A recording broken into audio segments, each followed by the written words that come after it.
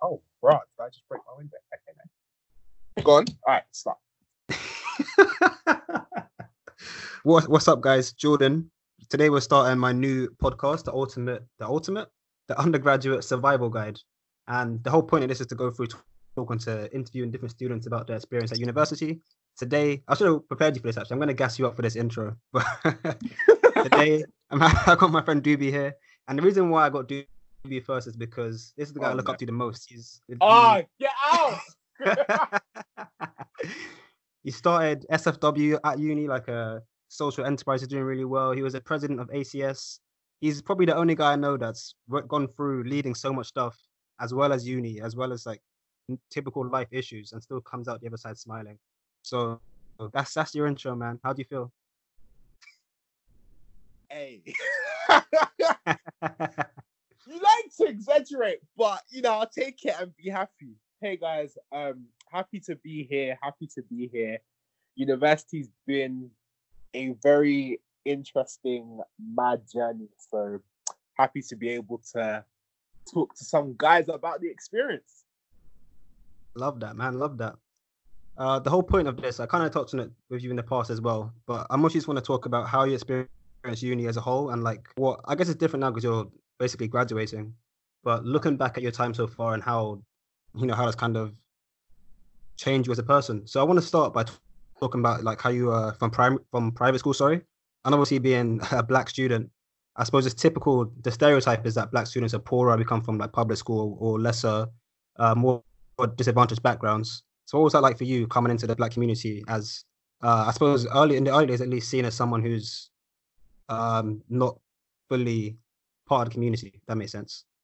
Do you mean coming into university or when I was in secondary school? Yeah, so like coming into uni, because I remember even myself when I first heard you from private school, I was like, oh, so is he really one of us? Oh, whoa! Hey, now you're rude, Okay, so it's a thing of my experience, kind of as a black individual. It's funny, I was having this conversation with someone the other day. I'd say it shifted when I came to university, but I won't say it shifted dramatically. So basically, I went to a private school, Northwest London. I won't reveal the name of the school, but it was up there in Northwest London somewhere. And it was a thing of because it was Northwest London, there were other people of colour that were at the school that were from kind of similar backgrounds, a similar background as me.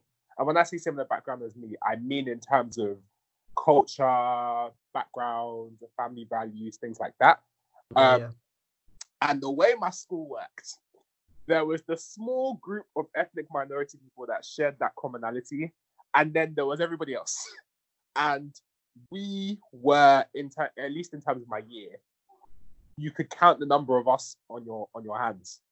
And then, like I said, there was everybody else. So from very early on in my time in secondary school, they kind of almost, we did it, they did it, whoever, kind of almost grouped us together as a group. And we kind of then shared that commonality of, oh, these other guys don't necessarily know what they're talking about when they're making X, Y, and Z comment about race and about this and about that. And we kind of just shared common things. We like the same kind of music. We like this, we like that, all that kind of thing. So going into university for me, I was going into university from the perspective of I get to no longer be one of the others, and I get to just be me because I'll be completely surrounded by the black community as a whole and ethnic minority community as a whole, whatever, 24/7. But then when I came into uni, that's when kind of certain differences, certain aspects became, I guess, very, very obvious. So in secondary school, I kind of went from being in secondary school, when you would look at most of the guys around, you would see guys that like, oh, their father was the this of this country, or owned this. And so all these guys would come in and would be talking about, oh, my dad's going to get me a job in X, Y, and Z. I'm going to this university, and once I finish, I've already got this thing lined up. And so for some of them, there was a level of entitlement nepotism. or a level of unseriousness. Yeah, that stemmed from the nepotism that they were receiving. And then for my personal group, that wasn't the case. We always, like, although our parents, have done well, thank God, they instilled in all of us from very, very early that, no, you're working and you're gonna, Johnny, you are what? If you don't, you know what I mean? No handouts for us. Do you know what I'm saying? But then coming to university, it made me realize that despite the fact that I didn't have that sense of entitlement was not necessarily instilled in me the same way, and to any way the same level or whatever, there were still certain aspects to the culture that people I would commonly associate myself would go through that I had never been exposed to. So I'll give you like an example, I guess. So coming into university, I was thinking there were certain comments, certain things that I would discuss with my friends before Bristol that just wouldn't be an issue. Like, man, some of these things are going to sound a bit loud. So we would commonly discuss things like, oh, what's your first car going to be? BMW, this, that. No cars come in until after graduation, blah, blah, blah. Just things like that. But then I'd come to university and the conversations wouldn't be about that. The conversations would be slightly different. And then so whenever I'd bring up a topic like that, a topic that to me sounded completely normal, I'll put it this way: in the first 2-3 months, a lot of these ethnic minority kids were labeling me as Dewey the rich kid, and it's like, and I was confused. Yeah, me included. I hated it, and I tried to kick it, but I would keep saying things unintentionally that would give me that label, and it was like, what? It was just so confusing, and so over time, I'm happy because it kind of fueled me to a number of the things that I'm now doing in terms of my, I guess, professional development. But at the time, it kind of made me be like, rah. I was a part of a small minority in my secondary school. Granted, this minority had commonalities amongst us, but in terms of the overall school, I was a minority. And that was very big.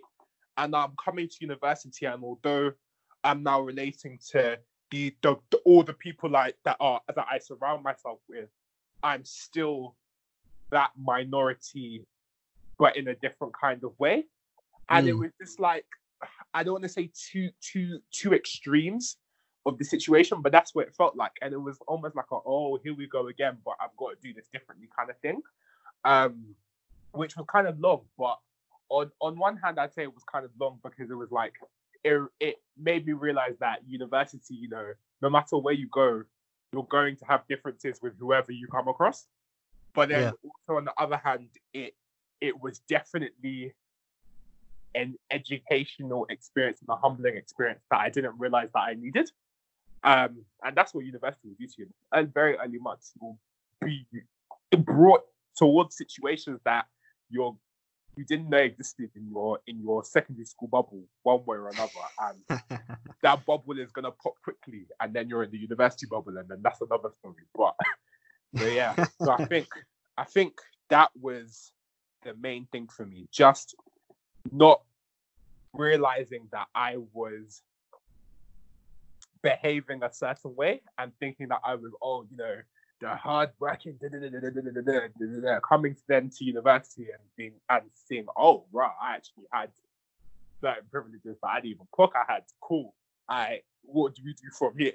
You know what I mean? Yeah, for sure. But yeah, I'd say that was it for me.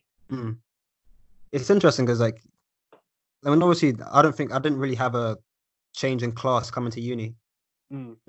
Even when I'm talking to more people, like a lot of the ethnic minorities in my friendship group are, I don't want to say whitewash because it's a terrible word, but they're second generation, like the parents are born here. Yeah. And then coming to uni and seeing people whose parents were born like in Nigeria or Ghana or whatever, it's weird to see like even me myself, I'm kind of like I didn't really feel fully integrated into the community in that same way. Obviously, it's different because class and race are very different issues. What you mean But it's, specifically with the international students? yeah. I mean, like Yeah, even you, as an example, so you're funny. very Yeah. outwardly Nigerian. Yeah. You're a funny person, and yes, I am. I'm proud. Continue. I don't know. I feel like I had a lot of culture to learn coming into uni, and that's a weird thing to say because obviously West London is a very diverse area, but it's like, oh, Yeah. I'm not actually as obviously cultured as I thought. I feel like that's the thing, and it's a thing of like you said, you didn't realize it until you came to uni. But it was when I came to university, I thought it was gonna, because obviously when I was coming to university, one thing that a couple people told me before I came to university was, or one person in particular told me was, join ACS. When you get in, just join ACS. Don't ask questions. Don't look around. Just join ACS. For those who don't know, ACS is the African and Caribbean Society. So in university, you have like a bunch of different societies for different things. African Caribbean Society is one type of cultural society you have, which basically just means Black people and people from Africa, and that's it, basically. And then when I came to ACS, I thought it was going to be, okay, cool, everyone's Black, everyone's this, everyone's that. There's going to be no differences. But the international students broke off from like day one. Like, as we were walking out of the meet and greet, the internationals already had formed their own clique. The international students already had their own clique, and it was like, raw. I didn't realize that we were so different, but you guys saw it instantly. Mad. Okay. Literally. Yeah, man. It's nuts. That's a good transition still, because I was going to ask you about ACS as well. Like, I always thought, as soon as the election period came around, I was like, this guy is born for ACS presidency. Like, I remember us doing all-nighters. The campaign season. Hey, if you ever need a campaign manager for anything, Jordan, wow. Jordan will have your back from day. Mad. It's hard to say that from a losing position, though. True. But you won the ACS president. Yeah, we'll put that one. We'll put my hour aside for there we go. The history books. But like, how did you find? Because I mean, looking back, you did bits in that year. Like, for those who don't know, ACS before was called ACA, the Afro-Caribbean Association, I believe. Associate, yeah. Yeah, and that was weird because basically every other uni had ACS apart from ours, and then within like 12 minutes of you coming in, you're like, nope, we're taking this back. Hey, no. Let me not even take credit for that, because I feel like every ACS president before me probably went forward to be like, okay, so basically, for those who don't know, the Asian Society in our university had the name beforehand, and they called themselves Asian Cultural Society. Explain to me why they need a cultural, but it's okay. So they had Asian Cultural Society, and then almost every single year, I'm sure, because I know the year before me did it, they tried to ask the president, oh, give us the name. So me too, I went to be like, give us the name. It just so happened that in my year, the Asian Cultural Society president was already on changing the name. So I was like, cool, we get the name for free. I didn't even need to put in effort. I just had to say, give me the name, and she was already going to do it. So it was more of like a happy coincidence than Doobie collecting it. But I take the win anyway, because I have to do my year. Yeah, that's the way it's got to be, man. You got to take the W's when they come. Absolutely. How was that year like? Because to be fair, the way I see it is, as well as running ACS, like you bodied your work as well that year, at least from my perspective. And even like uni work or what? Uni work, yeah. And then even this year, I would say, and parts of last year, you've been bodying SFW. I remember you in like France halfway through exam period or something last year, run the competition. Like, how do you balance with this stuff? Balancing, man. Do you know, I wouldn't even say I balance things. I think I just prioritize things differently, and I find a way to finesse it and make it work. To be honest, like, so with ACS, I'll be honest. With ACS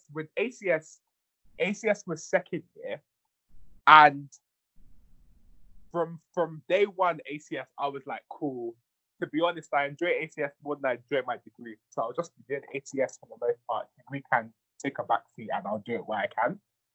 But and so I was doing that, thinking, I'm pretty smart. I can just catch up.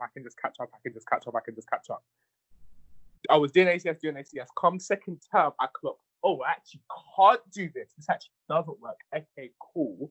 But by that time, I had already decided to go on a year abroad. And the year abroad, like for the next year, and the year abroad took away 10% of my degree in second year. So it was a case of like, even if I not botched, because I didn't botch it, but even if second year didn't go perfectly, as long as I got what I needed to get to go on to the year abroad, I could make it up in the year abroad year and the year afterwards. And this was not, I'm talking as if I had this plan made perfectly. This plan kind of it fell into my lap. It was partially constructed and it mostly fell into my lap by a complete chance. Or I guess by God, I'm happy. But I'd say it's kind of just prioritization at different times. So with the year abroad, it was easier because obviously year abroad is year abroad. You're not taking the degree that seriously. You're out there chilling and you're gonna get a good grade because the exams aren't that deep. So I was able to kind of do more time with SFW. And then with second year, it was kind of just prioritizing ATS where I can. So I think in each stage where I've had to do this kind of prioritization thing, it's been a case of I've been like, okay, cool. What task can I do immediately that I will get the most out of? So in second year, that was ACS. In third year, that was SFW. This year, that's a combination, has been a combination of SFW and my degree. And then when I've decided that, it's kind of just been like, okay, cool. Well, I still have this other thing to get done. In second year and third year, that was the degree. This year, the degree is obviously taken priority because this year it counts for 60%. So, but then it's just been like, what calculating, okay, cool. Then what do I need to do to be able to fill in the rest of the gaps and make the rest of it work? So I think it's not necessarily been a day-by-day time management thing, but it's been like seeing the bigger picture of each situation I'm in and almost being prepared to take an L in some areas in order to get a W long term. I don't recommend anybody risking their degree at any shape point in time, but I think the key thing to take from this is just prioritization at different times. Like, for example, for a university student, your degree, like I'm saying this not from a perspective of going party day by day, but if you're like trying to seriously do something that you feel will create an impact, like I was trying to do in second year and third year, if there's genuinely something that you feel like your heart is drawn to and you're being called to it or whatever, do take a look at your degree from a degree perspective and not necessarily at a year by year perspective. For example, for first year doesn't count, but you need to know how to study in first year. Boom. Second year, if it counts a lot for you, well, then you better focus. For me, I had the safety net of the year abroad, but I was still able to find that time of balance it out through prioritization. So I don't know. I think it's just making sure you're seeing the bigger picture and not just panicking on a test by test, day by day perspective, basically. Yeah, for sure. Man, I don't know if that was good advice or not, but it's the truth. No, I hear that. I think, like, I remember now as well, you mentioned it. Like, I remember at the time you were talking, saying you literally only needed to get, 60%, I think it was, or 50% to do a year abroad? It was 50% for the year abroad. And I guess once you know where the line is, there's no need to go above and beyond. I mean, you always should try and do as good as you can. 100%. But if you only need to do this much and you want to do all these other things, it makes sense to just, scrape through and the one thing that's slightly less important and then give your all to the things you're actually passionate about. Yeah. I feel like for me, not necessarily like if I look at the situation right now and how things have worked out, again, I just have to stress the fact that not all of this was planned. A lot of this fell into my lap. I thank God. But if I look back and I just look at second year, I look at third year, I'm just like, although my second year grade was not great, my third year was amazing. My fourth year, my grades have been great because my prioritization has been different and my modules have been different and have worked out. And I can't remember where I was going with this, but Yeah.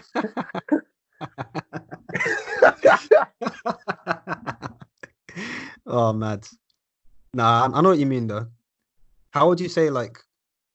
Because I want to talk a bit about your faith as well, because I know you're a strong religious guy. But I want to talk a bit about personal development as well, and how you've kind of developed from all the madness you went through in second and third year up until now. Because obviously, as a graduate, well, pending. Yeah, great. Soon come. So like, how would you say, in the most obvious terms at least, have you developed as a person in terms of, I guess, entrepreneurial skills, like employability, and just as a person? Man, I think if you ask anybody that went to the University of Bristol, probably let me be more specific. If you ask anybody in the BME community that went to the University of Bristol, the one thing that they'll probably tell you about the best accomplishment that they'll probably tell you they had about in the University of Bristol is that they got out the other side. Yeah.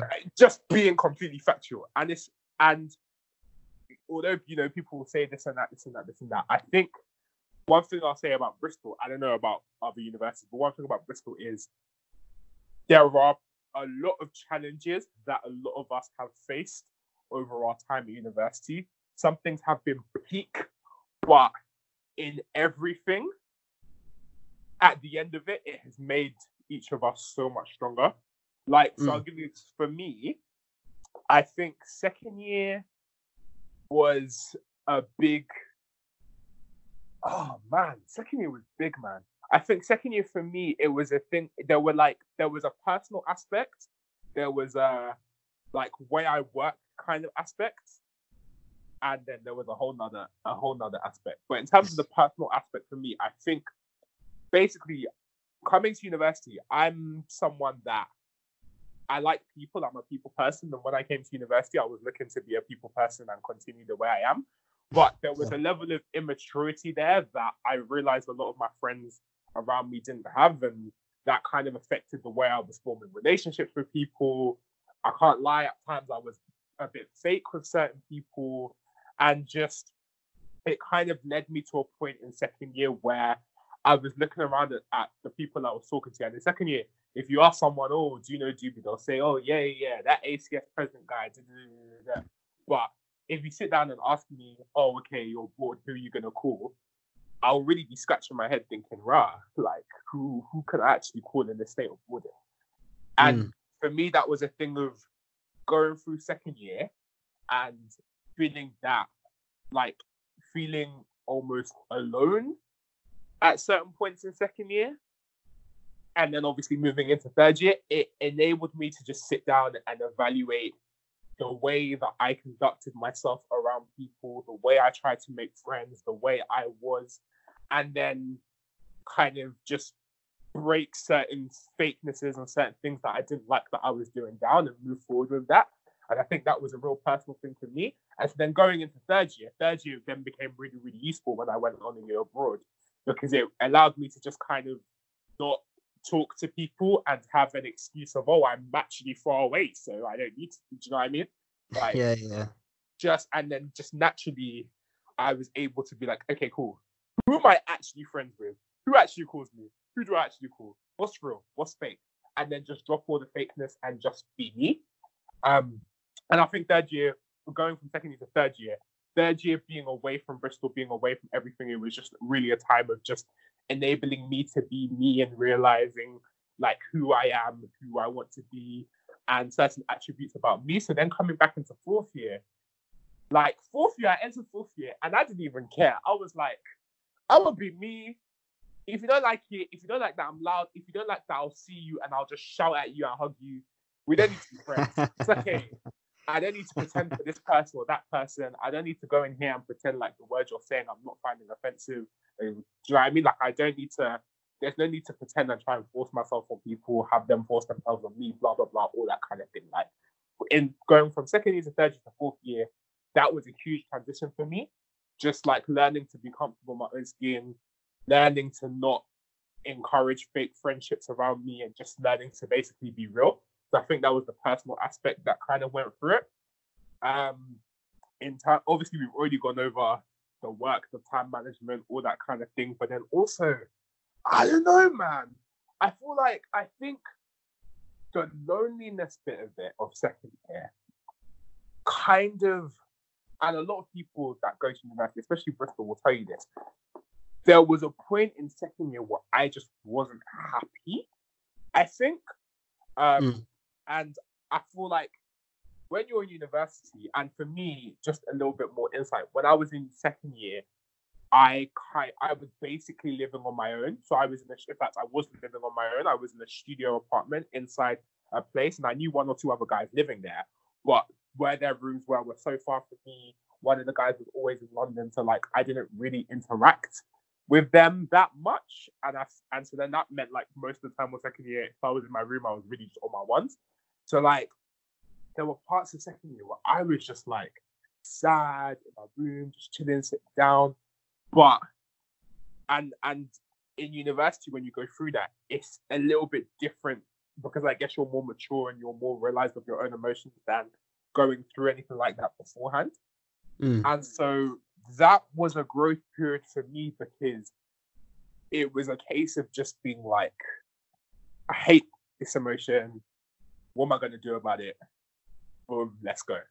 And it was kind of just day by day realizing what's making me unhappy, what am I not liking, what's going on. Like, let's evaluate this rather than just sitting in and being sad for the sake of it and just not doing anything about it. So like part of that is why, so Jordan kept talking about SFW. Part of that is why SFW actually came about, because whenever anyone asks me, oh, how did you do SFW? We'll talk about SFW later on probably, but that kind of came about through procrastination and just frustration. Like I was sitting there procrastinating, frustrating, hating my degree, just being angry because of my degree.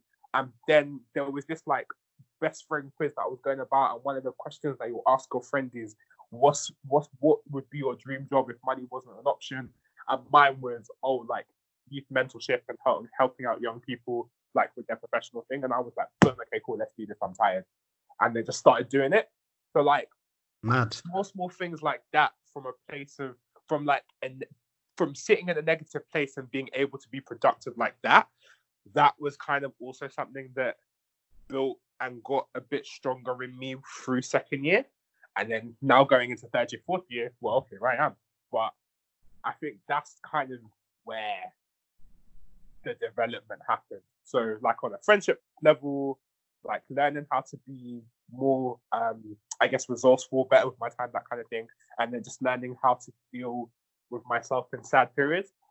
Then I turn around and look at today and everything that's going on in the world and how I'm handling it. I'm thinking, well, that kind of lesson went out the window. But at the time, like, that was something that kind of that developed over second year to third year to fourth year, I think, definitely.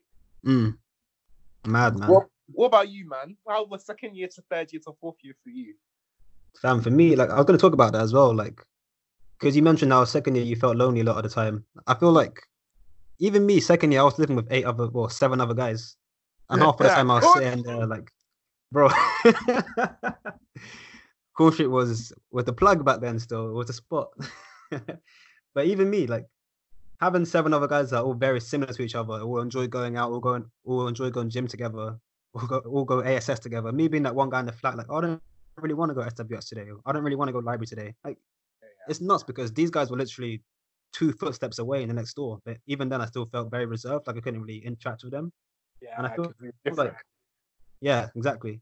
And it's interesting you saying how like SFW literally came out of boredom, because I feel like literally everything I do now, from like YouTube to starting this podcast, will come from me sitting in my room being like, what do I really want to do out of life? Like, I'm not, instead of sitting here doing nothing, let me do something that I actually want to do, that I would do for free happily. And then all the best ideas come out of that.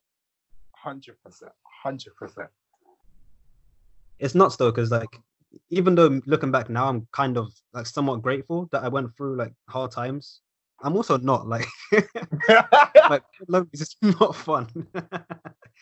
Staring at a wall is not fun. Like mental health is something that I feel like I didn't take seriously until until last year. To be fair, take that seriously. Because I remember before you left for your year abroad, you're like, make sure you talk to someone next year, because I'm not going to be here. And I'm like, no, I'll be calm. I'll be fine. Don't worry about it. And then like 2 weeks into third year, I'm like, well, damn, like there's nobody here. Yeah.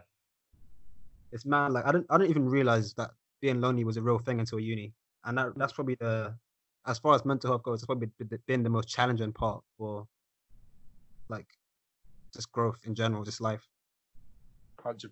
But I feel like I don't want to say it's good to go through that, like, but especially at uni. But it's good that it gives you an opportunity to learn how to handle it and to get to the point of realizing that, you know, there's something that you want to change almost about the situation you're in. But I feel like when anyone reaches that point, that period, whether it's in university or not, sometimes it might just be, you know, because you're sad. But I feel like there should always be a point where you're sitting inside that to kind of analyze the situation you're in and be like, okay, but what is the source or what is the solution? And just try and, it's easy to say in words, but get to that point of some kind of productivity. And that productivity might not be like a YouTube channel or a this or a that, but it might just be reaching out to a friend or that's talking to your parents about something or going home, or like something that you don't do that kind of just helps to change your mood and change your environment and change your usual routine. Like it can be a big help to go through that. I can't lie. So if you're going through that right now, there's light at the end of the tunnel as well. Word, man, word. It's funny, like I know you're a music guy as well, but I always find myself getting mad when an artist like has a good time in life. And I know I shouldn't. What every day talking about, I'm having the best time. Yeah, like the best music comes from depression, man. Like, those breakup albums are. This is why R&B is bad now, because R&B artists are happy, like living in money and that. Yeah. And it's not to say, but yeah, I don't know. I definitely feel a lot stronger having gone through the hardships I've been through, and it's not because. I mean, I've never really been very religious, and you know this as well. Yeah. I always somewhat believe that things you only go through what you can handle. Like you're never given too much. And the more I repeat that in my head, like you can do it, it makes everything so much easier. And then of course, light at the end. And here we are today. Man. So I was going to talk a bit about your faith, but I think it's nice. I feel like you've mentioned your year abroad a lot recently, so yeah, it's a nice transition to talk about how you coped on your year abroad. Like, would you recommend it? What you man? Let me tell you something. If your degree has a year abroad or a year in industry option, and you don't take it, smack yourself on the head today. Just smack yourself for me because I can't reach you. The year abroad was. I can't even say decision as if I knew it was going to be great, but it was the best option that has ever, like, one of the best options that has ever landed in my lap. Ever. That's not even an understatement. Like, ever. And it's a thing of, for my year abroad, I was even shook because when I decided to go on the year abroad, I didn't decide to go on the year abroad alone. It was meant to be, I think it was originally meant to be me and two other guys, but then it became me and this one other guy. And me and this one other guy, we were like, cool, we're going to do this year abroad. We're going to live together. We can just find place later on. It's going to be so lit. And me, I was going through things going, I have friend going on year abroad. And then one day, literally, one day my guy just says, yeah, I'm not coming. Wait, hold on. What do you mean you're not coming? Yeah, I'm not coming. So I was panic mode. Keep in mind, this was the time where, you know, me having friend was the be all and end all. And so, like, now being told, oh, you're going on this year abroad completely on your ones, I all of a sudden I just became shook, and I was like, do I even want to go? And then I went, and just everything about the year abroad was just different. So, like, obviously, I've already talked about the degree aspect that, like, in my year abroad took 10% from my degree, so I could just do 10% of my year abroad. And if second year didn't go great, so second, as in terms of academics, so then third year on the year abroad, I was just able to smack out the park, especially because the university I went to, it was an international university, so most of the people there, the English wasn't their first language, so the exams were sweet. But But like outside of academic aspect, like going on that year abroad and just being on my ones in a new place or two new places, because I went to two new places on your own, it just enabled me to, I said it before, but like just enabled me to just be free and open and just like not worried that somebody knows me and is gonna say something about me. Like I was able to just be so chill and so relaxed with my personality as a whole, and it just allowed me to just like look at myself and be like, "Raw, I like this. Like I like this person I'm becoming. Why was I like that before?" And obviously, I was out there. I made mistakes. I did things I'm not proud of. But by the end of the year, I ended that year abroad in one of the best mental states like I've been in my life.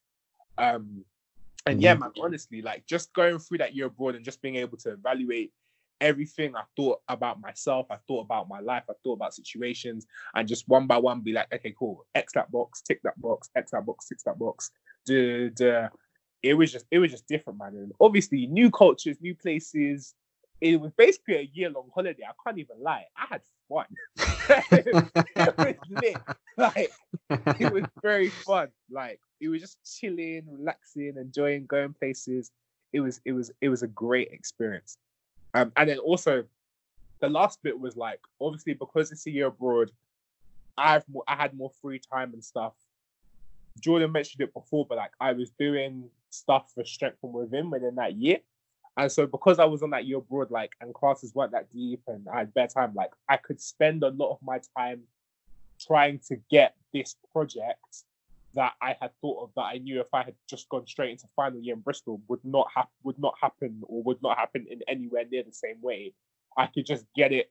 I could just think about it and try and get it off the ground in some way and see what worked and see what could be done in that year abroad. Like that was a sweet period of just trying to develop anything and everything that my mind had thought about before that I couldn't do. And yeah, man, it was sweet. It was definitely sweet. Why didn't you do one, man? Because my course is 4 years. I didn't want to be here for 5, but now I'm here for 6, so maybe I should. Best. Fair enough. I can't lie, like, because I've never really understood the point of holidays or traveling or any of that stuff. Like in my head, yeah, there are slight differences in cultures, but people all generally do the same thing. Like you wake up, you have breakfast, go to work, and stuff like that. Yeah. I think when I went to Singapore in the summer, for the first like 3 days, I'm like, damn, like world's actually different out here. Things are actually like different. Yeah. And the first experience for me was initially like insane, just realizing that there are ways of doing things that like maybe London's not quite as good here, or maybe it's better here, or people are happier because of this, that, and the other. Yeah. And then by day 4, it's kind of like, yeah, it's different, but it's also the same. Like things have changed, but it's not different, if that makes sense. Yeah. And I still want to. I think the main hindrance, to be fair, for me was that I was poor. Yeah. Having to budget for holidays is different to a year abroad, I guess. Yeah. But I don't know. It'll be cool to spend a year or longer, ideally, just like somewhere else, doing my own thing, meeting new people, trying new things. But yeah, not with you. Side note on the affordability aspect. Do you know what's so annoying? I was about to say, side note on the affordability aspect. If you're going to Europe, you can get Erasmus. Then I remembered Brexit's happening. Brexit. Then I remembered Brexit's happening. Well, typically, if you go to a country, even outside of Erasmus, if you're going like anywhere in the world, your university might be able to offer you a bursary. Because I know a friend that went to America, and then the university helped him out, and like he got, I think his flights were paid for by the uni, or most of his flights were paid for by the uni, and then maybe he got some other money as well. But like, defo still look into it, even if you think not you, Jordan, but like anyone that's listening, even if you think there's like financial strain, like you never know what bursaries and stuff like that your uni might offer, and it could still be a good option. Yeah. Surely that's got to be like, you can't just ask for money to go on holiday. It's got to be like a leadership program or something? Or So it's for like, Bristol, for me, it was just a year of study, but then they obviously do like the go to China for a summer holiday to teach, or go to China for summer holiday for an internship, or go to San Francisco for a mentorship program. yeah. And then some of those things are paid for in different ways. Like, definitely, I think it's definitely a uni by uni perspective, but there are options. Definitely options. Interesting. Yeah. Because this summer I was supposed to go to Madrid. I don't know if I even told you because I was waiting for it to be Oh confirmed. no, you didn't tell me. Yeah, like it's this thing called like Common Purpose, but like I think 2 years ago was Chicago, last year was India. You probably like guys went both years. Yeah, And then I thought, let me apply, see what happens. Because the uni, because I'm obviously a bursary student, they funded the accommodation in the program, and then I get £220 surplus for like flights. So it's basically a free holiday to Madrid. But then Nice. obviously this year we had Ah! an illness. Yeah. Nightmare. But yeah, it's nuts. Like I didn't even realize how much international opportunities the university offers. And obviously Bristol's a big uni, so it's different elsewhere. But like they have Go China, Go Berlin. They had obviously the Madrid one that I was supposed to go on. Like, it's nuts how the uni are really quiet about the good things. That's the thing. That's But they the always email annoying you about thing. coursework. Like I remember this. I remember the first year abroad meeting. It was in like a lecture hall. I'm telling you, there were not up to 30 people in that lecture hall. And when I say 30, even if 50, call it 50 people in that lecture hall, and it was nowhere near that. On a degree that has maybe 1K plus students, what's going on? Do you know what I mean? Like, Yeah, it's mad. it is so underpublicized, and it's annoying because I think if more students knew about these kind of opportunities, they'd jump on them. What? And like the way that they can be paid for and stuff like that. Like more students would definitely jump on them, but it's a shame. It's annoying. And like in engineering, they don't talk about it at all. Because I think one of my lecturers said in my first year, I should say, they said like the level of engineering teaching in Europe is not as good as in the UK. So they don't really recommend it. And I kind of just took that at face value, be like, yep, okay, Europe's bad, I'm not doing that. But now I'm looking back and I'm thinking I really could have learned a lot more than just engineering out there. Yeah. But, oh well, we move, man. Lesson learned, man. You can still go for holiday. Maybe not this summer. Maybe 2021. 2021. All right. Before we talk about SFW, I want to chat about your faith because I know like God was the main. God was always there for you, and we weren't. I want to talk about like I feel like because for me, I'm not really religious, as obviously I said before as well. Yeah. But I kind of envy you guys sometimes because you never really feel truly alone. Like you always feel like there's someone there to support you, and in some way or another, that kind of offers a separate support system in terms of like going to church or just praying when you need to or reading the Bible, which is something that I can't necessarily relate to. Like, how has that been for you? Like going through uni as a Christian, or I mean, I know that church has been quite good for you. You've had like people going to church frequently, like E5 and that, but yeah, how has that transition been from, going with family to obviously going by your own for a bit and then me and other Christians at uni? Man, that has been a journey the past 4 years. All right. So, context: secondary school, faith wasn't really discussed. If you discussed faith, you were discussing Judaism because 90% of the students, 70% of the students in my secondary school were Jewish, and the only way we knew that is because when the Jewish holiday was happening, most of the guys weren't around. But literally, faith was not discussed. And then I've been obviously Christian from birth, Christian household, everything, and there have been certain aspects to my faith that I guess have always tried to hold tightly to, like to the point where it's not really relevant, but like I was like in a Christian primary school, and then secondary school onwards was not Christian at all. So like I went from my faith being my school to then almost no one around me openly discussing their faith in any way, shape, or form, and if they discussed the faith, it wasn't mine. So like throughout secondary school, there was definitely that kind of, I don't want to say isolation, but isolation in terms of faith. Like faith was at home and school was school. And so when it was now like time to pick in churches and things like that, like as in when I was still in secondary school, I kind of just went with obviously family goes this church, cool. Family also goes this church, cool. Pick between the two based on my current situations. I won't go into all that kind of stuff deeply, but that was it. It was at home. And then I go to secondary school. Then I go to university, meet some people from ACS, and literally, I remember somebody must have just been like, "Oh yeah, you go to church on Sunday," and obviously that's like a special. Yeah, I am going to church on Sunday. But imagine going from almost never talking about your faith to somebody your friend with just asking you going to church on Sunday. I was like, wait, hold on. Like in my head, it was like, oh wait, hold on. Faith is an openly discussed thing here. Like I could just be calm. That's lit. And so like it then enabled my faith to change in a way that was like, this is now, and I almost regret the fact that it took coming to university for that to be the case, but it almost allowed it to become to the point where this is now, open 24/7. Not that it wasn't before, but now it's like overt anytime I want it or need it to be overt. But there was still definitely that level of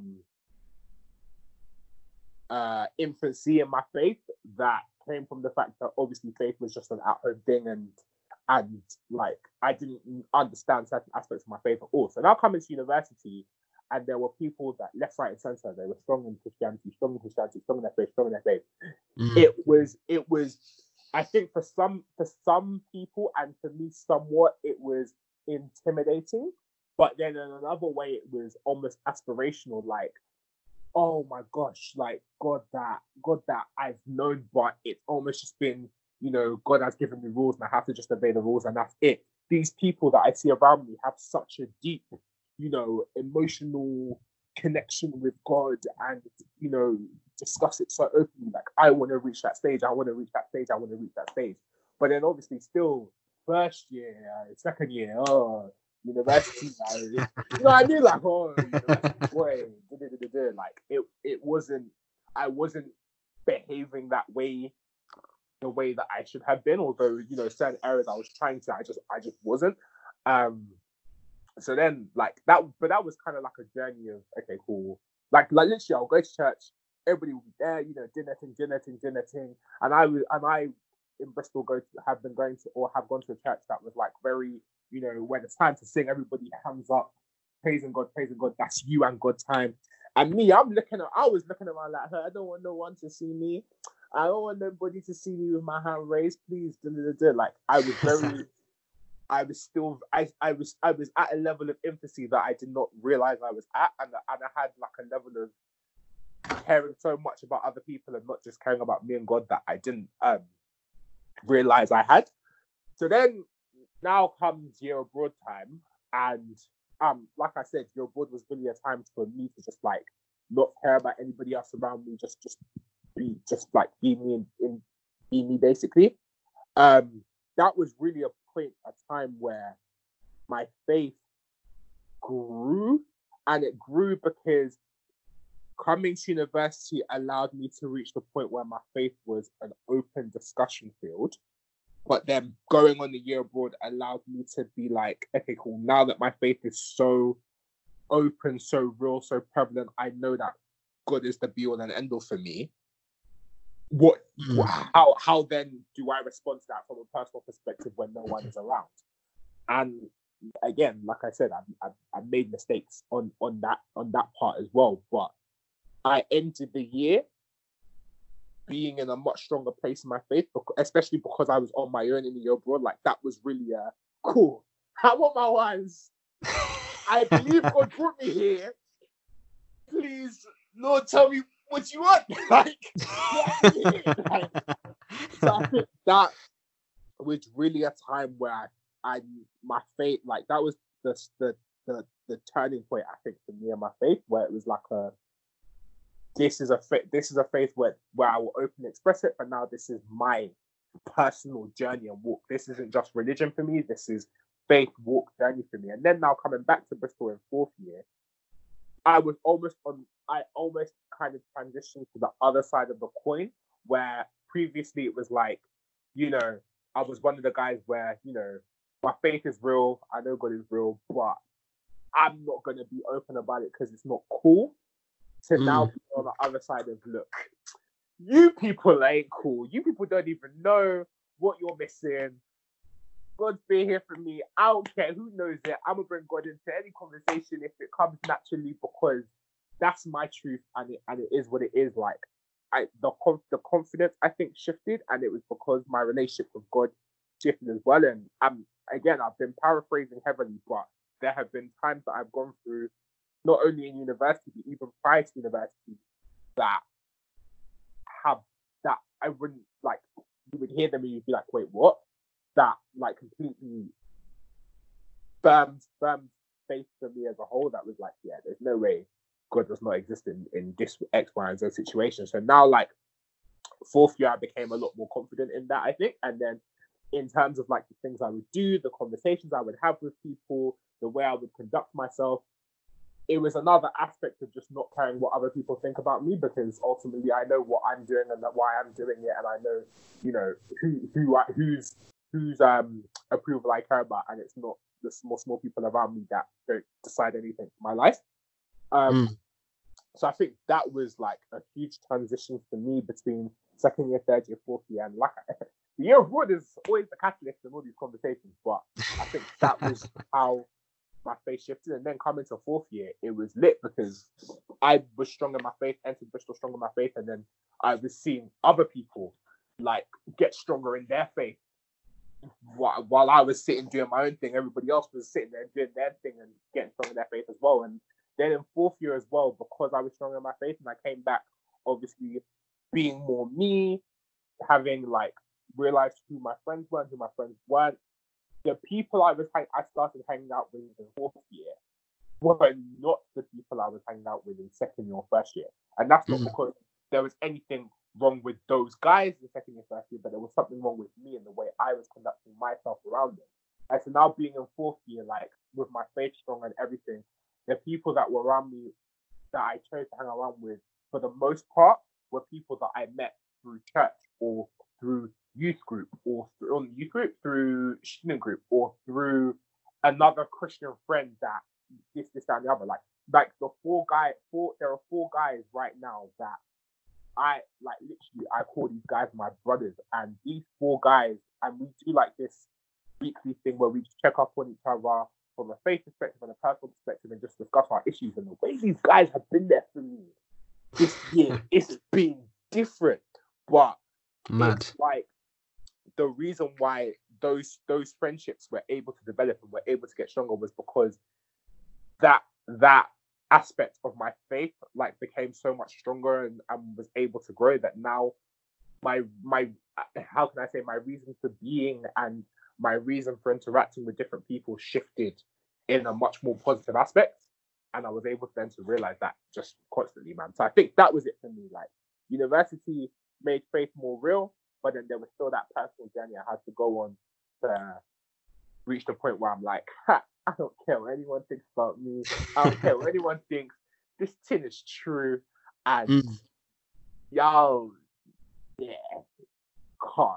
Like, so now, like, obviously after all these years, when I look at strength from within started off, I can't lie, strength from within started off being a very, very personal, me kind of thing. But now strength from within, when I look at it, I think this is a way in which I want to serve God, and I'd like to choose to serve God in this.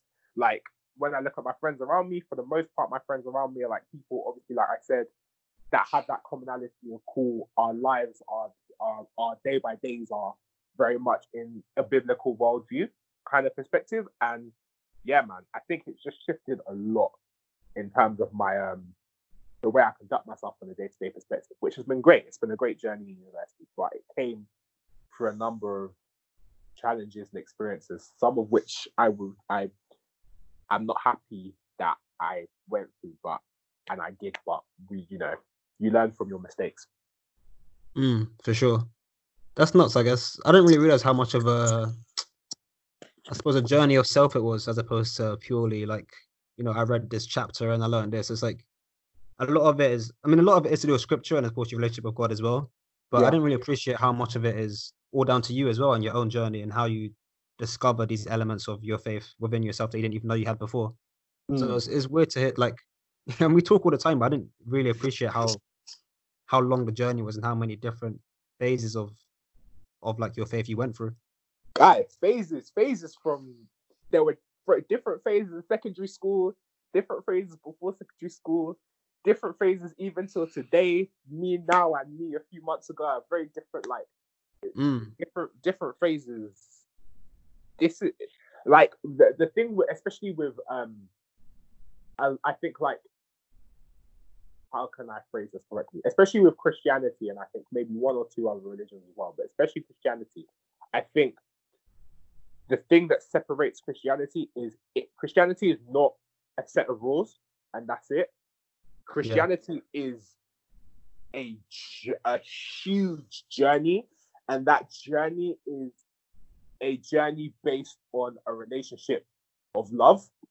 Not only love between you and your, family, brothers and sisters in Christ, all that, but a journey between you and your father, basically. Like that just means that I don't want to say like you make mistakes, but you're not out because you made mistakes, and it's just like, I don't know. It's just it's a great journey and it's a growth period. And I think also with Christianity, like I said, it's not about a set of rules, but the thing that for me has been so mad almost in my faith journey is like, obviously there are certain things with Christianity that are cool to do and you just should not do. But not all the time, but a lot of the time when I've looked at the things that I've done and been like, cool, cut that out. Obviously, a huge part of it is a genuine reverence and fear of God, but a lot of the time in the past year, it's also been like, oh nah, I love God. It's done so much for me. Like, he wants me to give up this. Get out of here, this aspect of my life. Like, this aspect of my life, get out of here. Like, this aspect isn't needed. That's not needed. That's cool. You want me to give up that? Because that's gone. Like, it's a lot more of like a, you do these things from your heart as opposed to you do these things because they're written down and you have to do them. Like, I think that's been one thing that I've discovered over time about Christianity that has definitely like separated it as a religion for me, I think. As well. And that's a crazy realization. Like, I've always low-key seen, I think this is the main reason why I haven't read into scripture as much as I think I should have. But it's like I always see some elements of most faiths, to be fair, as some form of, I want to say not blackmail, but it's almost like, oh, you either do this or eternal suffering. And I've always seen it as like, it's not really a choice here. But then the way you explain it just then, it's kind of like you're doing it out of love as opposed to not wanting to suffer forever. And you know what? I think a lot of people, like in faith, like older people, I don't want to say they fail, but there's definitely like a shortcoming in the way faith is taught. Like, old. If you were taught from young that, and I think I don't know if that's like a generational thing or a way people have experienced and have understood their faith, or like, and there's one aspect of Christianity that is like, or not even Christianity, faith in like different faiths in general, where like people will just say blanket statements like, "Oh, God loves you," or something like that, and they will just expect you to just completely dip what they've just said into your heart, and then that's it. But I think because, especially on the you do these things or eternal suffering type thing, people don't discuss their journeys and their love relationships in their faith like the way that they like enough, basically, and with enough like vulnerability. Because I feel like if people did that more, if I'd known from, okay, I can't lie, I needed to go through the journey I went through, but a part of me thinks if I had known this and this from day one, that like, bruh, God loves me, this, like, bruh, I might have been a bit different from today. Like, I might have done things a bit differently, but man, I feel like, yeah, man, it's just a flaw that not of faith, but of people that claim to be so like that claim to be in a faith that they don't like. separate the discipline perspective from the like love perspective. Yeah, man. I don't know. I feel like that's something that like people as a whole just have to make sure that we look at moving forward. I guess like that's definitely something I'm trying to take away on my faith journey. Just that aspect of, look, if you're telling somebody about truth or whatever, or telling somebody, oh, like this aspect, that aspect, whatever, always try, like when possible, try and come at it from a love perspective and not a you must die perspective. You know what I mean? Like, yeah. It's not so black or white. It's very nuanced, and I feel like the experience kind of reveals that. But yeah, man. Yeah, it's like for me growing up, I remember I missed church once. I must have been like 12 years old or something. Mum's like, all right, you're going to hell then. I'm like, what? I'm like, what? I don't agree with that. Oh man. That's the thing with kids though as well, like, because you know with kids, you have to tell your kids if you what's one, like, you tell a baby if you suck your thumb, worms will grow in your stomach. Tell them if you what's another one? If you there's bells. Like, if you make that face, it will stay like that or something. It will stay like that. If you frown, your face will have a frown forever. Like these kind of small things. And obviously with faith, there's a truth element inside those kind of things, but it's never so because you did this, that's it. Like there's so much it's a journey, man. And do you know what I mean? There's so much journey, there's so much else you need to know around that's like but yeah, man, I feel like that's the thing with kids. You have to just tell the kids punishment, because the question is then at what level do you fully start to comprehend? Are you fully able to comprehend the experience aspect of it? I don't know. Yeah. Journey. Yeah, man. That's a whole different podcast, man. But yeah, like that's a cool transition as well, like talking about how things are taught from the older generation down to the younger generation. I remember we talked about very like briefly in we'll come straight after to talk about SFW, but we talked about it, I think it was on the first day when Woke Weekly came. And I said to you, like, I really wanted to ask, because he was talking about is leadership like a skill or a talent? Like, is it something you can learn or something you're born with? And I mentioned to you, like, is it something that, like, do we really get to choose in the Black community? I always thought it was more like you kind of have to be a leader in some capacity. And we never really talked about it at length at the time, because obviously you're running this whole operation. But it'd be cool now to run back and talk about it in a bit more depth. Like, my view hasn't really changed. I still feel like as Black people, we're kind of forced to be leaders, to show up and act a certain way and to be a certain type of individual. Because otherwise we become a statistic, right? We become a stereotype, which is the last thing we want to be. But like, has your view on that changed at all? Or what do you think in general? Like, are we allowed to be leaders or? That's It's a big one still. It's a big one. It's a thing of like, when I look at life, I just think no matter who you are, no matter what you're doing in your life, you're going to be a leader in some way, shape, or form.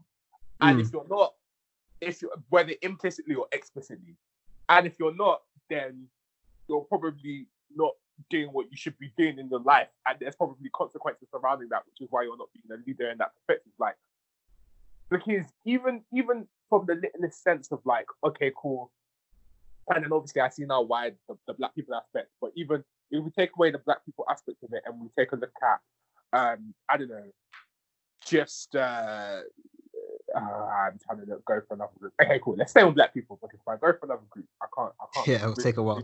Group, but if we look at from a Black people aspect, it's like, obviously there's no denying certain stereotypes that are formed about Black people, especially from the UK, especially them from London, that Black people are going to face being placed on them from a very, very young age.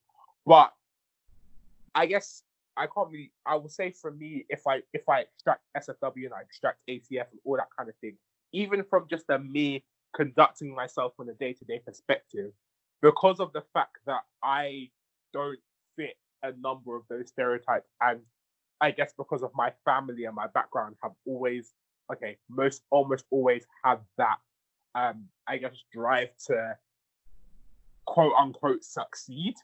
That's often caused not even just me to get leadership roles or whatever, but for people to look at me and see me as a certain way just because of the way I conduct myself and the way that I'm being.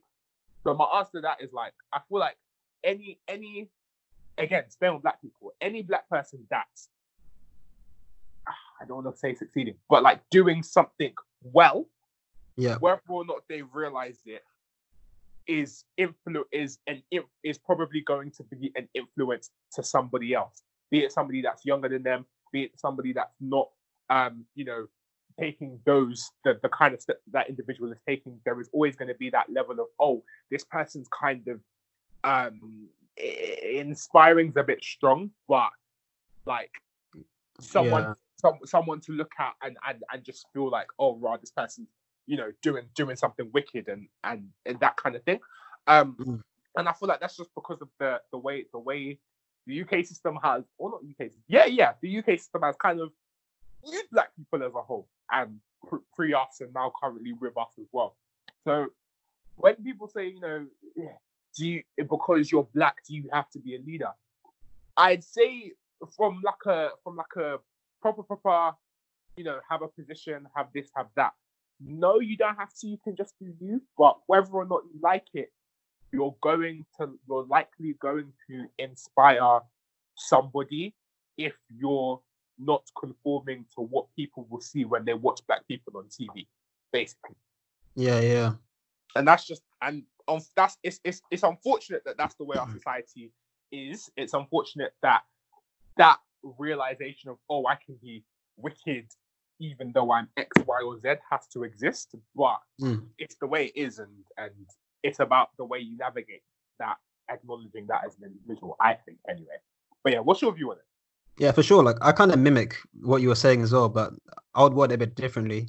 I feel like just by being black, you're kind of born into a world of scrutiny, a world of like everything you do is judged in a certain way.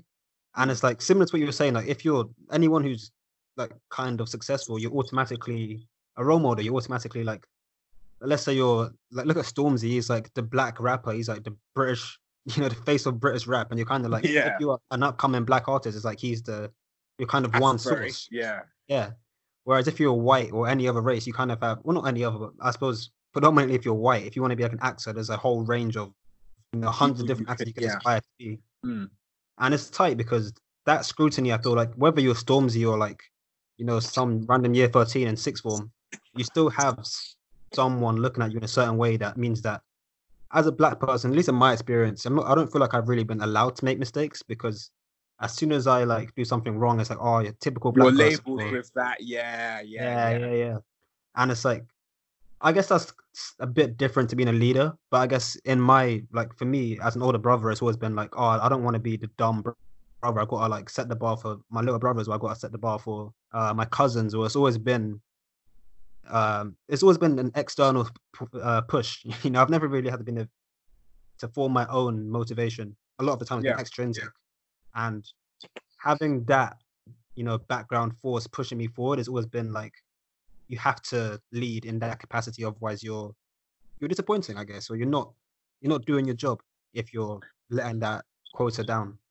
But you know what, in a way I've almost, I guess because I'm also probably coming at this from a very different perspective from a lot of people, but I've almost been grateful for that, because I've liked having that, no, you've demonstrated your ability to be lit, don't slop now kind of thing be around from the start. I've loved having that, and I've loved having that because I've always been able to, whilst having that in me, look around and see other people that also have that in them and how they're developing. So like people that are getting older and are progressing and that kind of thing. Like I've really enjoyed having that pressure, but I guess that's just because of the way I've responded to the pressure, I guess. But again, man, it's just a matter of what you make of it and what your aspirations are as an individual. But I don't feel any black person as a whole should be like, oh, I have to be, the CEO because I have to show them that black people can be CEO. What's your own? What's your business? It's okay. If you're not CEO, there are 50 other black CEOs. It's okay. Like, take that pressure off of you. But definitely, I've enjoyed the push for myself anyway. I get that. It's funny, like, I used to have a lot of, what's the terminology for it? I guess, like, survivor's bias. Yeah. I've always felt like, oh, like, because you're always taught in school, like, oh, the Africans that are hungry, or like black soldiers, blah, blah, blah. You're always put in a position where it's like, oh, people are worse off than me. So me being like, quote unquote, lucky for being born here, like, I've got to make the most of it. And having that, that sort of guilt carrying around has been crazy, to be honest. But then, like, similar to what you're saying, you realize that, hold on, like, I've got this energy behind me. That's gonna be, that's why I'm gonna do what I'm gonna do, not because I have to make an image for the next generation, but just because, like, this is my life. I'm gonna do things the way I'm gonna do it, based on my advantages above other people, in some sort of. Yeah, it's nuts, man. It's nuts. I do feel like I was thinking the other day about Stormzy, like a funny example to go back to, but I don't know if you up to date at all with his beef with Wiley a little while back. I saw that on social media. I was just like, I didn't tune in. It seemed like you said that we should do this. You said that we should go and build homes in Ghana. Yeah, but that's before you were So we're not going to build homes in Ghana. It just seemed a bit like, guys, like, one of you is a legend that was lit back in the day and still has that legendary aspect. One of you is killing the game now. Why? What's the point? Why the beef? Yeah. I didn't even look into it. I didn't know what started it or anything, but when I saw that, I was just like, oh, okay, whatever. Yeah, it is what it is.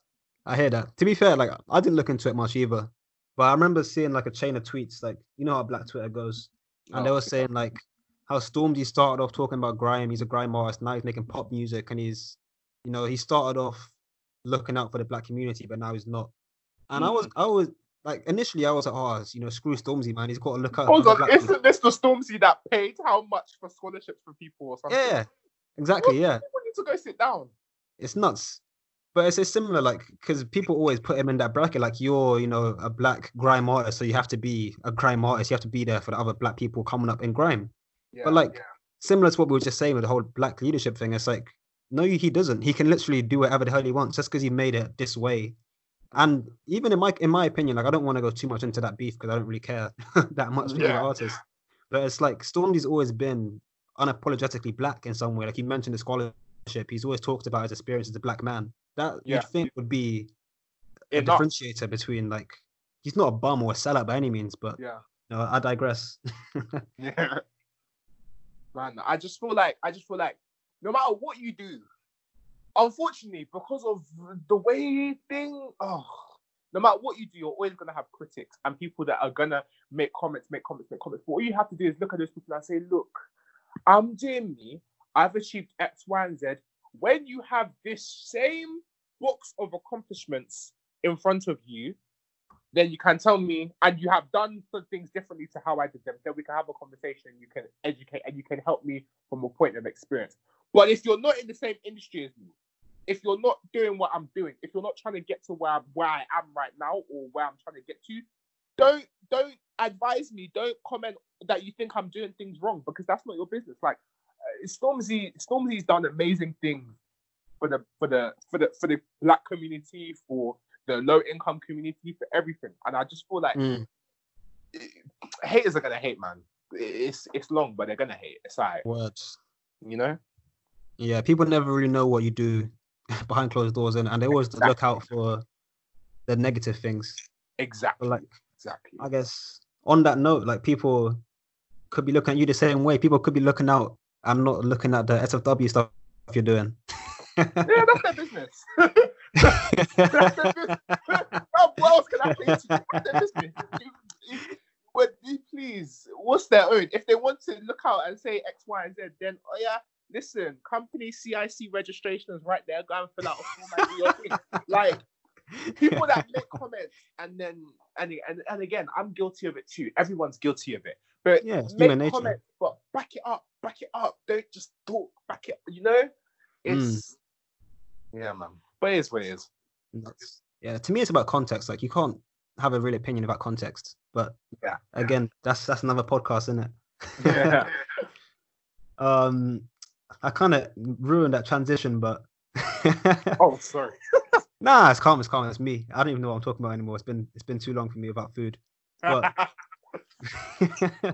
but SFW, man, let's talk about your leadership in the Black community. Man, like how? I mean, you kind of talked about it already in pieces, but excusing what you said so far, like how did that come about? And I guess what's next? Man, strength from within. Okay. If we go back to, let's go back to second year. So second year I was ACS president. I've already said, that was going great. I was really being differentiated from the year before me and the president before me, which was great. Like I saw issues in ACS that were about when I was in first year. And I feel like everyone says that and everyone does it. But I saw issues that were about in the year before me in ACS, and my thing was cool. I like to problem solve. I like to help people. I get a real kick out of it. Let's go in there and try and solve these problems. And then I'll be honest with you, there was almost an egotistical side of me that was like, right, ACS is finished. I like solving people's problems. I don't want this situation to finish. What am I going to do about it? And then obviously, but that was just almost like a side thought. I already spoke about the whole procrastination thing and what would your dream job be, and the fact that my answer was obviously youth mentorship and helping people like on a professional sense. And I had done like NCS. I don't know if you guys know NCS. Most people know NCS. NCS senior mentorship like the year before, and I really, really loved that. And I had like other opportunities to like help people and be in like different leadership positions beforehand. So I would never say I knew the space because I don't know anything now. I'm still a little kid, but like I knew what my skills were and what I liked to do, and what I liked to do was help people in different ways and be there for people based on where I've been. And so now coming to the end of ACS, one thing I did with ACS was to start to formally create some kind of career initiative thing. I knew that there were certain, and then obviously from my experience being involved in social mobility organizations like SEO London, recruitment, things like that, I knew that there was like a gap inside the way a lot of existing organizations and individuals were like conducting their services, I guess, to help young people. And the gap that was missing was people didn't encourage other people to be themselves, basically. People didn't encourage other people like, look, you have X, Y, and Z skills. Don't listen to everybody that's telling you have to be a lawyer or that bankers earn the most amount of money or doctors do X, Y, and Z. You have X, Y, and Z skills. How about you actually try this career that seems almost logical for you to do and you don't care about what other people around you tell you? And I feel like that's something that, although it's risky and it doesn't, exactly match today's society and what society will tell you have to do, it was something that I felt was almost necessary. So that's why like SFW for me was like an almost no-brainer. There was obviously that egotistical aspect of it, but I genuinely had this passion for like, based on the skills that in fact, there we go. I had a passion based on skills that I had. I wanted to realize it. And then it just so happened the way for me to realize it was to help other people to realize theirs as well. Boom, SFW is born. And so when SFW started, it wasn't meant to be like it was meant to be a nice organization to do, but SFW was the name that I gave a 3-day program, like a 3-day program idea. I literally went on Canva at the end of my ACS year. This is how you know I was going to miss ACS. I went on the Canva I used for the Canva account I used for ACS. Brought ACS photos to use for the poster. I called it Strength from Within. I wrote a brief overview of what I think company credit card program to help young people should be. Handed that to a friend. He was like, "Oh man, are we gonna call these guys in?" I was like, "Oh no, we're gonna be those guys." And he was like, man, cool, let's do it. And then from there, SFW just started. So SFW, like I said, was meant to be just one 3-day program thing.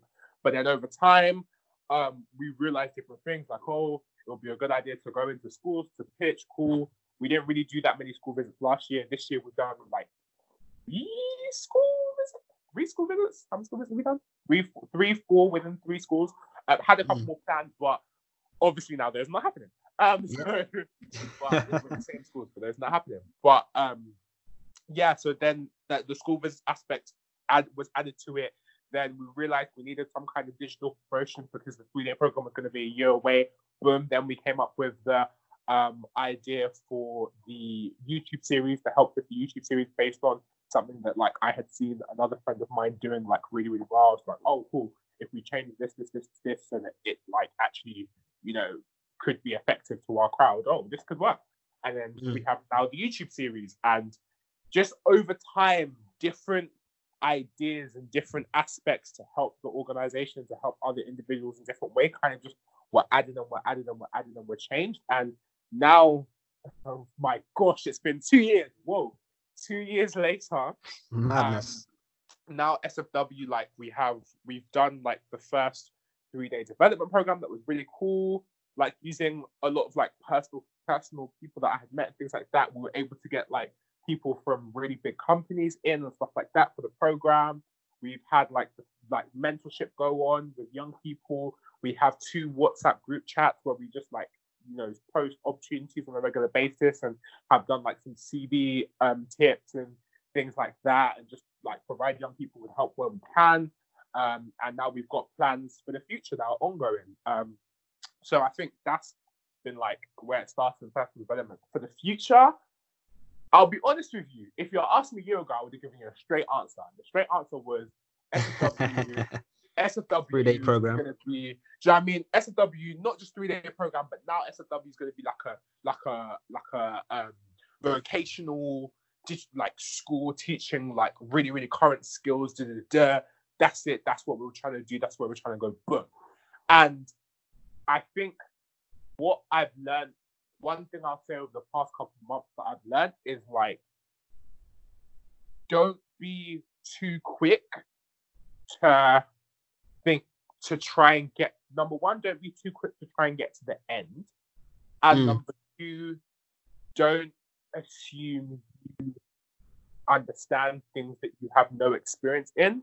Like, I'm not going to say that the plan for SFW like has changed, because I haven't had discussion with my team. I don't know what's going to happen next. But the point is like, I know that whatever's coming next, it's going to be something that is not just added for the sake of adding it, but it's added because I know it's going to genuinely add value and it's going to help people. Because what you think will help people in your head and won't help them in real life can be 2 completely different things. But like, I think this is another place where the faith aspect kicks in, because there have been certain aspects of SFW that I've been trying to do. The ones that have worked out have been the ones that have made the most sense, but weren't necessarily the ones that I wanted to do, or that sounded like, I don't know, sounded whatever. But naturally, bit by bit, these things have just been falling into place. And when I look back, I just think, wow, like, there's only one way this happened, and it's not by my strength. And it's been a great experience. But I think for now, SFW, the goal eventually is, I don't know who's listening. The goal for me for SFW is it's going to get, please God, it's going to get bigger, and it's going to be something that I will be able to make the main. Is going to make the main part of my life for me. I know from the past 2 years that the work I've been doing with SFW, the way I've been able to see people develop and form these relationships and stuff like that, like this, it just feels so natural to me. Like, it feels like this is what I was called to do, and I could be completely wrong about that, but that's what I feel right at this very second. So I think for me, the goal for SFW in the future is get it bigger, make more impact, help more people, realize what's best for people and not what's best for me, and just get to a point where this can be, you know, the day by day service for me. Because like I said, SFW for me is not only just about helping people, but it's also a way I serve God, and I'm loving it. But I think that's where to leave it for me. But I feel like the key for me is like, and anyone that's looking to start anything, don't just pursue something for the sake of it. Because if you ask anybody from that knew me back in secondary school, there was a clothing company I wanted to start, and I was like, yeah, this thing's gonna be lit. It's gonna make bare monies. I'm gonna be so famous. It was called Jedwar Clothing. Fam, it was meant to be lit. And I look back and now I'm just like, I'm so happy that didn't work out. Like, a part of me is so happy that didn't work out, and because that the reasons that I was trying to get into that were just money, fame, lit name, ego. That's it. But now, bro, truthfully, but now with SFW, like there's that.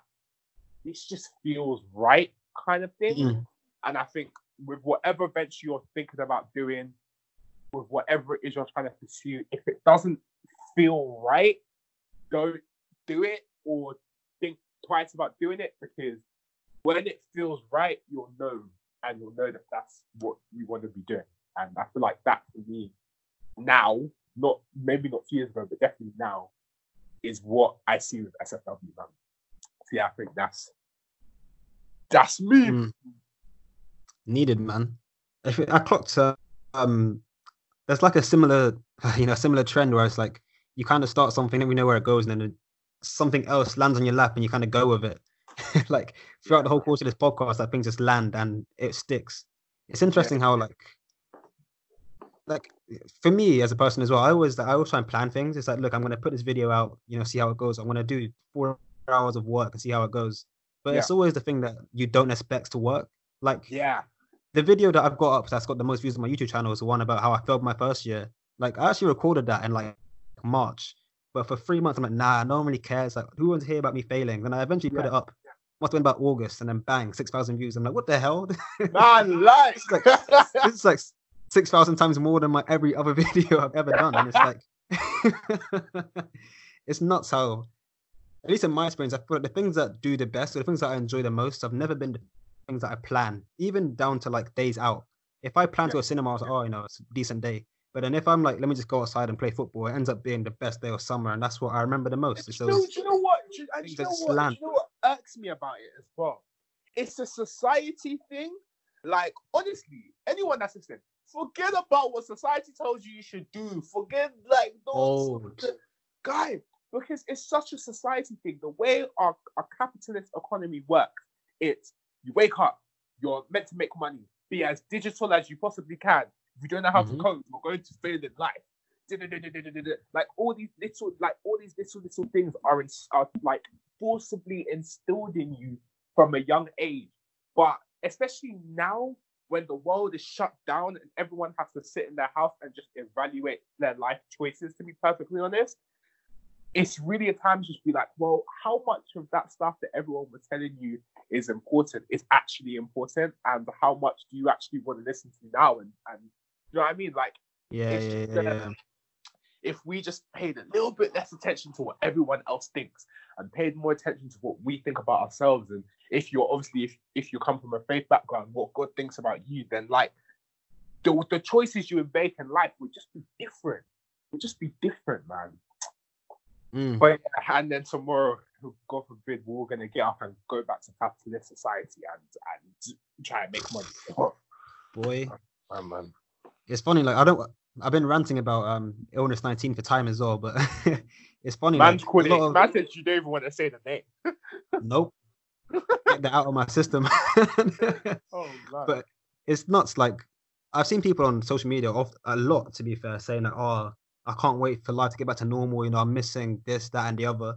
And then I sat down and deeped it. Like, what do I actually want to rush back to? Like, I don't want to rush back to all-nighters in the library. I don't want to rush back to paying bills and that. Like, there are things that obviously you have to do in terms of capitalism. There are things that you can't avoid, like responsibilities with your family, stuff like that. But there are so many things that I used to do, like stay in bed for 12 hours, that like I don't want to do that anymore. I'd much rather do literally anything else than go back to the bum I was beforehand. Even though I feel like I was quite productive, it's like there is a certain elements that I don't want to rush back to that. And realizing it now is it's nuts. Yeah, man. I feel like, especially with like obviously now is an unprecedented time where we're going to be able to do this. But then obviously for anyone listening to this, even when you go to university, even when you're in first year and second year, like that's even the time where I guess for some people more than others, based on your maturity and where you are in your life, you're going to be able to see those kind of choices differently and like be like, okay, cool. What matters to me? What doesn't matter to me? How am I going to focus on what matters to me? Man, university is going to be a time where people do that because it has been for me, and I know, John, it has been for you as well, man. But yeah, man. Oh, it's crazy. It's funny, like I clocked this morning as well. Going back to illness 19. Like, I mean, I've never really been the type of person, to be fair, but I definitely was more like it in the early days, and I feel like a lot of people are still like this now. Where it's like, oh, I can't wait to start my business, but I haven't got any time. I can't wait to start the podcast, but I haven't got the resources. And now it's like people have so much time, and all the money that they could have spent on like going out clubbing or whatever, they can save now in this period. Yeah. And it's not so people who suddenly have the time and the resources just aren't doing anything with it, because it turns out they never really lacked time or resources. It's the discipline they never had. And like deeping how yeah, like discipline, all that intrinsic motivation, discipline is such a massive thing that I'm not going to go into in depth now, obviously, but it's like coming to terms with that in this period has been immense. Yeah, man, definitely. I feel like for me, there's been personal things that I'm not going to go into that I've been going through over this period that like have limited my ability to do certain things. But when now being at a point where I think my mind is a lot more stronger than it was a couple of weeks ago, definitely like there are certain things where I just get excited to work on this and excited to do this and interested to think about this. Like definitely, I don't know, man. I feel like this isolation period is definitely a time where we as individuals get to see our true colors, and then other people get to see, and we get to see the true colors of other people. Like, so you that was talking a big game, where's your game? Where's your game now? And then even us as individuals, you look in the mirror and you're like, raw, where's my game? It's just like, man, you know what I mean? You know what I mean? Like, raw. I was posting on Instagram, I'm gonna be so raw. Like, oh man. It's good. It's good. Hold the mirror up to your face. I love it. Time to just hold that mirror up and realize certain things about you. I said, like, at the start of the period, I was like, if I come out of this lockdown without learning a new skill or without doing X, Y, Z, I'm gonna hate myself. It's like I can't imagine looking at the mirror literally in like 3 months' time or whatever, being like, oh, I'm a bum, man. Where's my game? Oh dear. Mad. It's been a whole hour and a half, Hour 41. That's so mad. All right. To see this out, I feel like this is a nice way to end it. It's funny, I was talking to my boy the other day, actually. He's graduating this year as well. He's at Cambridge. And we were talking for a little while. He was saying how hopefully he'll be episode 2, to be fair. That'll be interesting to talk to him about in more depth. But to summarize, he was saying that he didn't feel like he did anything. Like, you leave school, this certain type of guy, you go into Cambridge, everyone claps for you. And then for the next 4 years, you're kind of just working. And then you come out with either a job or no job. You haven't really done much else. And because obviously I'm not graduating, I haven't really thought about the big picture yet. But for you, who's, you've got dissertation left and that's kind of it. How do you look back at your time at university? Like, do you think it was worth it? Or, because I got so many friends that did apprenticeships and they're doing like so well now. And I'm kind of like, I don't regret doing uni by any means, but it's like, damn, there actually are different options out there. Like, have you deeped that yet in terms of where you are now? That's the thing. So like, even obviously with Strength from Within, that's part of the thing that we're doing, like helping people that are, in fact, there's been one guy that I can think of in particular that's literally going through that choice of, oh, do I go to uni? Do I go to an apprenticeship? I feel like for me as personally, as an individual, like looking after the past 4 years, it's just made me realize that no two people are the same. Everyone is different. And the rate at which you're going to learn something, the experiences that you need, like, there's no two people that are the same. So I feel like for me, when I look back at my time at university, I think, so basically, context, University of Bristol was not my first choice, nor was it my backup. My first was UCL, my backup was Durham, and through a series of events, I ended up going to University of Bristol. But I just look back and I think, rah, if I did not and I came to Bristol by, like, I called Bristol. Bristol said there was no places. My sister was stubborn. I said, no, I'm going to call Bristol. She called Bristol. They said there was a place. She called me, said, call them. I said, no. I said, I don't really want to call them. But then something in me just said, okay, fine, I'll call them. And then there was a place. Like, Bristol was not the plan. But I look back and I just think, if I did not come to Bristol, granted, Bristol has given me fire like I've never had it. But the strength that I've been able to build and the experience I've been able to have and the people I've been able to meet, I just think, for the most part, Bristol and the way things have gone was the way it was meant to be for me personally. Obviously, there have been mistakes I've made along the way, but I look back and I think, yeah, although there were points where I hated that city and I hated being at university, I cannot look back over the past 4 years and not say I've not come out stronger as a person. I can't do it. Because like the experience of how the people I've met, the things I've been through, it shaped me and it's molded me and it's made me different. And I feel like for different people, that's going to be different. But an apprenticeship for me, nah.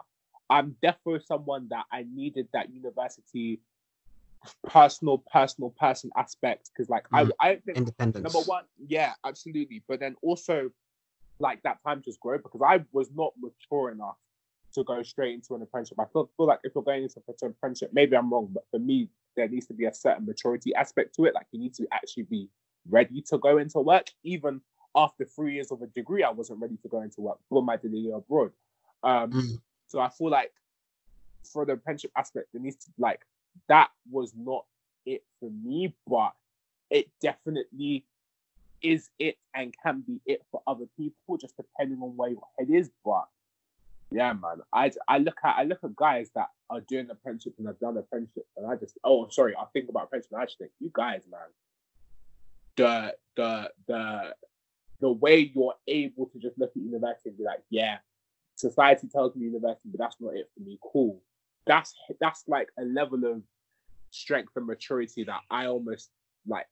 I find I don't want to say inspirational, but for the most part, yeah, like it's actually very, very wicked. But then going to university, even in university, if you choose university is for you, it's not just university and that's it. University, like you said, Jordan, you said your friend went to Cambridge and he didn't feel like he like did anything. University is what you make of it.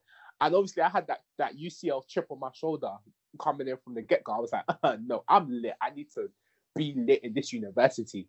And I feel like, so when you go to a certain university that might not be on you that much, depending on the type of person you are, you might handle that differently and all that kind of thing. I know guys that go to Cambridge that are doing bits. I know guys that have been to Bristol that did nothing. But I just feel like the experience that you have in university is definitely what you make of it. And if you make of it the right things, it can be a changing experience. Look at Simi, one of our guys, Mr. Rice and Spice. Mr. Rice and Spice came to University of Bristol, ended University of Bristol. My guy has a grad job at Google and has started a business. And when I say a business, I don't mean a project he does at home. I mean, this guy fully has employees that he pays and is running and is making money and has him like is doing bits like university. Mom, fam.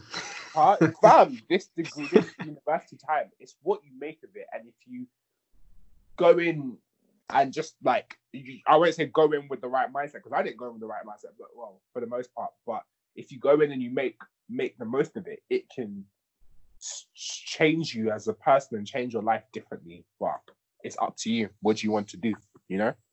Yeah, definitely. The same, like I mean, Bristol was basically my first choice, but when I was applying, I was like, I'm the smartest guy in the world. I'm applying for Oxford. I'm gonna get in. I don't need four other options. But in my head of years, like, you know what? Just you're not paying any extra to put down four more choices to do it. So I'm like, all right, fine. I'll do Bristol.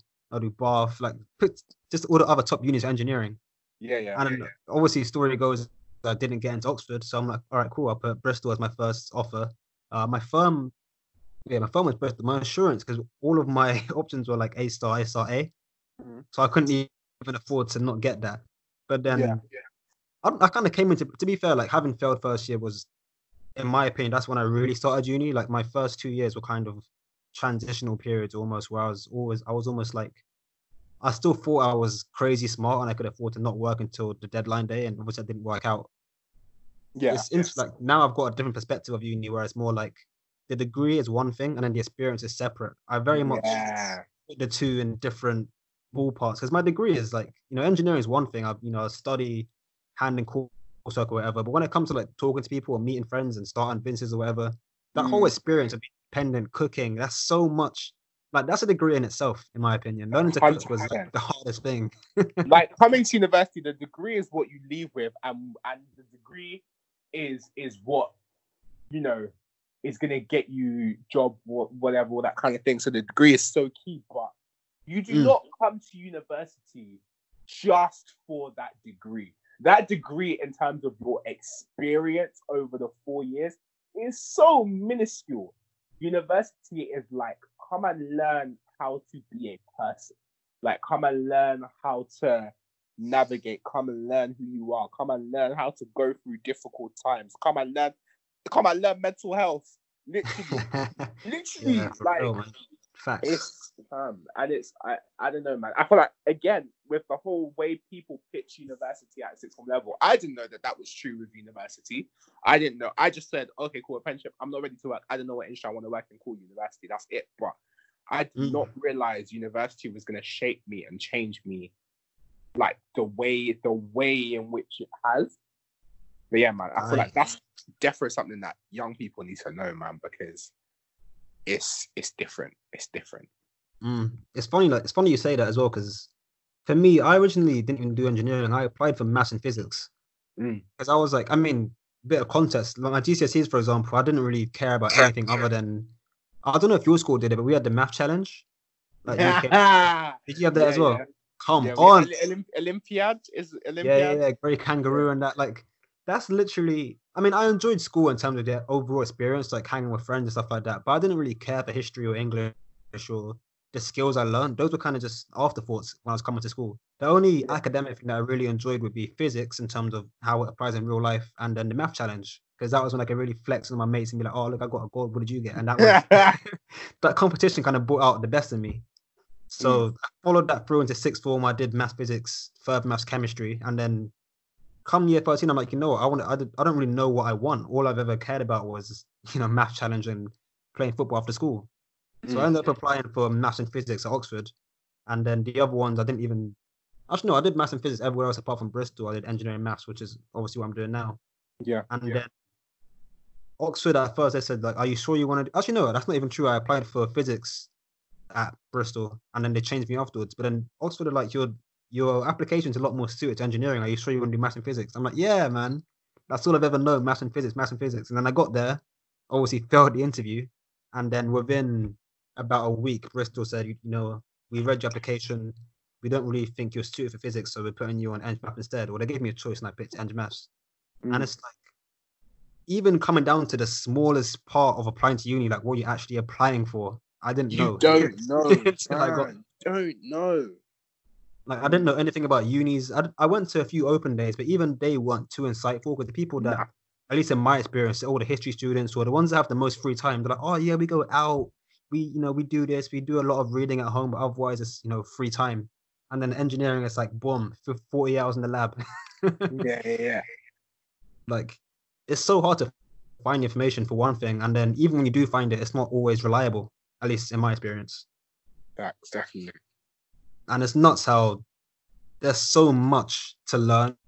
And I feel like SFW is a great thing, because having attended your 3-year program last year, you talked a lot about well, most people working for you or volunteering, I just say, are other students that can talk about their own experience and correlate that to the students going through the program.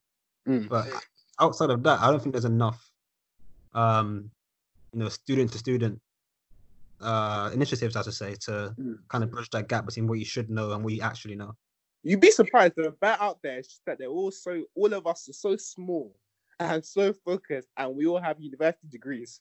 That no one's just doing it like that. But I feel like that's why any student that's like pre-uni or just in uni, talk to older students, find them on university society social media pages, find them in family, find them in friends, brothers, friends, whatever. Find someone and ask them questions. Because Networking, man. There's so much. Oh, I hate that word. But there's so much that like to know about uni and about like just the way the number of options that people have for the future, that like it can change your view on what you want to do in your life. Just knowing one piece of information, honestly, it can change everything for you. But people just tell you get degree so you can get job, finish, okay, cool, uni. Yeah. Not simple, man. It's mad. So I guess like all of that, I know we kind of spiraled around in depth anyway, but in a nutshell, I mean, I feel like I already know the answer. You kind of explained it, but has uni been worth it? 100%. 100%. Oh, it actually hurts that that's the answer, but it is the answer. 100%. Honestly, I was hoping for a controversial one, man. I was hoping you say nah. Like... Right. It's been worth it, but I didn't need to go through the stress I went through in a lot of areas. But although I didn't need to go through the stress I went through in a number of areas, it revealed areas of my life where I needed to change things and improve. So yeah, definitely worth it. Needed, right, man. It's definitely worth it for me, but it's not it for everybody. Yeah. It's different for everyone, isn't it? Yeah. I read a tweet. I think it was earlier today, maybe yesterday. It was like your struggles of today are the struggles you go through today give you the strength you need for tomorrow. And I think that's a nice bombshell to end on. 100% true. Or I can phrase it saying the problems you go through today helps unleash your strength from within for tomorrow. Yes, out!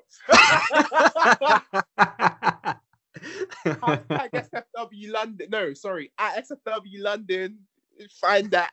I love it. Brought to you today by our sponsors. Oh, man.